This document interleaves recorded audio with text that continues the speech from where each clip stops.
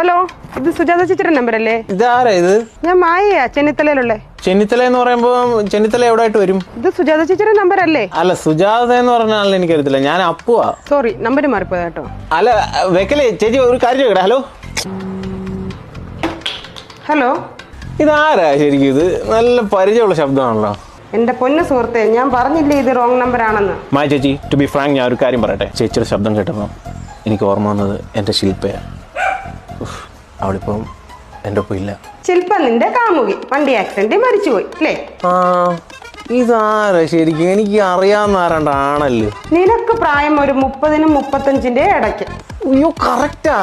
ഇതാരാ ചേച്ചി? കറക്റ്റ്. ഏത് മായ ചേച്ചി ഇത്? എടാ, നിന്റെ മുളഞ്ഞ വർത്താനം കേട്ടറിയാം നീ ഗതി പിടിക്കാത്ത 90-ലെ ഏതോ ഒരു തൊലിയർമണിയനാണെന്ന്. ഒന്ന് പോയി ചേച്ചി. പിന്നെ ഹസ് അടുത്തുണ്ടോ? ഇപ്പൊ ഇല്ല. എന്താ വിളിക്കണോ?